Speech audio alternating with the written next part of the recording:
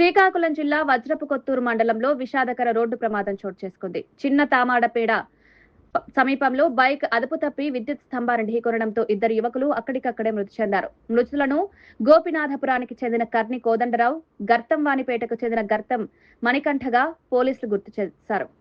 స్థానికుల కథనం ప్రకారం ఇద్దరు ఓ సంబరాల కార్యక్రమానికి హాజరై తిరిగి తమ గ్రామాలకు వెళ్తుండగా ఈ ప్రమాదం జరిగినట్లు తెలిసింది. బైక్ వేగంగా వెళ్తుండగా ఒక్కసారిగా అదుపు తప్పి రోడ్డు పక్కన ఉన్న విద్యుత్ స్తంభాన్ని బలంగా ఢీకొట్టినట్లు సమాచారం. ప్రమాద తీవ్రత ఎక్కువగా ఉండడంతో ఇద్దరు అక్కడికక్కడే ప్రాణాలు కోల్పోయారు. ఘటనా సమాచారం అందుకున్న పోలీసులు వెంటనే సంఘటనా స్థలానికి చేరుకుని పరిశీలించారు.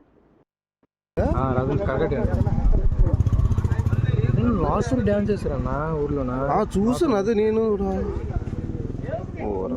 రాత్రి రాసం అయితే రాత్రి నుంచి ఒకటి చూడండి